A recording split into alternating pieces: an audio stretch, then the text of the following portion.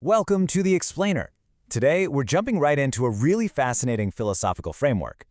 We're going to take a close look at a celebrated piece of theological writing by Bediüzzaman Said Nursi, specifically a section known as the 23rd Word. It's a text that actually attempts to measure something that seems, well, almost impossible to quantify: the exact value of a human being. Let's look at how this text methodically builds its argument. Okay, let's dive into this. It's probably the most profound existential question we can even ask, right? What actually gives a human being value?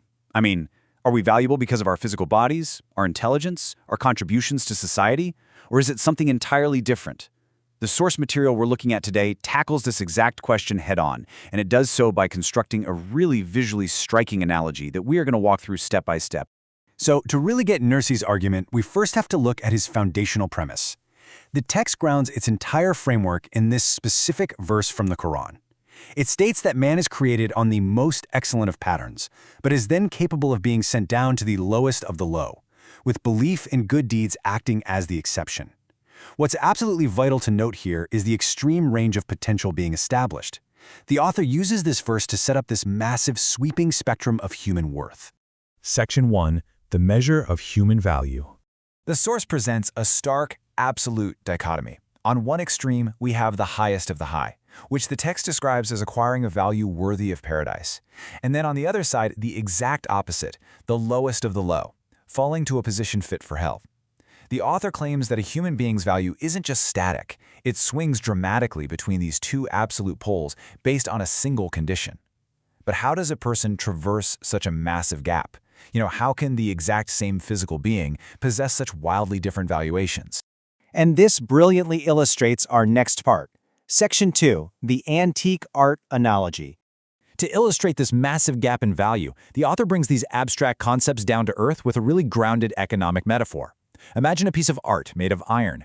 If we simply look at the raw materials, just the physical matter itself, it might be worth, as the text says, 5 kurush. In modern terms, that's mere pennies. It's basically scrap metal value. If you take this object to a scrap dealer, they don't care about its beautiful shape or its history. They literally only care about the weight of the iron.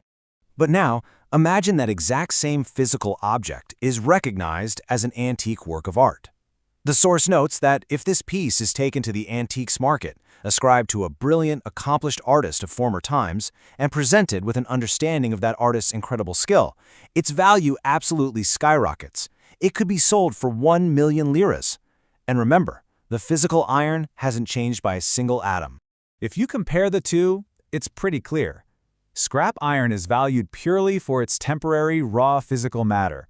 But antique art? That is valued for the unseen brilliance of the artist that the object represents. The source emphasizes heavily that the astronomical value of the antique doesn't come from the iron at all. It comes entirely from the art and the connection to the artist. Section 3. Belief as the connection. Now here's where the author overlays this whole antique art metaphor directly onto human existence. According to the text, the human being is that antique work of art, a true miracle of power.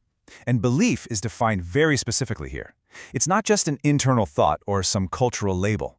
The source defines belief as a literal connection, a relation to the maker. Just like attributing the iron antique to the master artist reveals its true worth, the text argues that belief is the actual mechanism that allows the divine art and inscriptions to become visible in a human being. When this connection clicks into place, the text says the light of belief enters the individual. The person acts as a sort of miniature specimen of the universe, and the meaningful inscriptions of the maker can actually be read consciously. Because of this newfound awareness, the otherwise physically insignificant human being is entirely elevated. They become, as the text outlines, an addressee of God and a guest worthy of paradise, possessing a value that completely transcends their basic physical biology. The text captures this profound shift in self-perception with this quote, "I am the creature and artifact of the all-glorious Maker. I manifest His mercy and munificence." It's this active, conscious realization of being an authored work of art, rather than just some random accident of matter, that the text argues gives a human being their true million lira value. Section 4. Unbelief and severed ties. But what happens when that connection just isn't there? Think about the gravity of removing the artist from our previous metaphor. The text views unbelief as a literal severing of ties. If belief is the connection that illuminates the art, unbelief cuts that wire entirely. The source states that without this relation, the meaningful inscriptions plunge into darkness and become illegible. The maker is forgotten, and the true context of the human being is entirely lost. The consequences outlined in the text are pretty stark. The spiritual aspects of a person are reversed or hidden. Whatever sublime traits are still visible are mistakenly attributed to lowly causes, nature, and chance. Because the tie to the eternal artist is cut, the human's value is reduced strictly to the matter of their physical being. And what is that physical being without the artist? Well, the source describes it simply as a brief, passing, grieving animal existence that soon decays. It's back to the 5 cruche of scrap iron. So the crucial point is really all about illumination versus concealment. Unbelief hides the maker's inscriptions, plunging the artwork into a state of meaningless physical matter. Belief illuminates those exact same inscriptions, revealing the million-lira antique beneath. The physical body doesn't change, just exactly as the iron didn't change, but the context, and therefore the value, literally shifts from 0 to infinity. Section 5. Diamonds versus coal. To really hammer this home, the author concludes with one final, incredibly vivid metaphor. The source asserts that human faculties and traits are, by design, brilliant diamonds. We're talking about things like our intellect, our capacity for love, our search for meaning. But, the text argues, if those traits are severed from the maker and attributed merely to chance or biology, they lose all their brilliance. They are instantly reduced to utterly valueless, dull pieces of glass. And the final claim of the text? It's honestly perhaps the most striking. It states that unbelief literally destroys human nature, transforming it from diamonds into coal. It's an incredibly powerful chemical analogy when you think about it. I mean, diamonds and coal are both made of the exact same element, right? Carbon. Yet one is highly compressed, brilliant, and deeply valued, while the other is brittle, dark, and used only to be burned away. It literally all depends on the conditions they are subjected to. Which leaves us with this final thought. Nursi's framework forces a deeply personal evaluation. It asks us to look at the metrics we use for our own lives.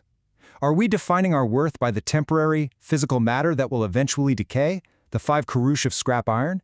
Or are we recognizing a deeper, intentional connection to something greater, seeing ourselves as the million-lira antique art?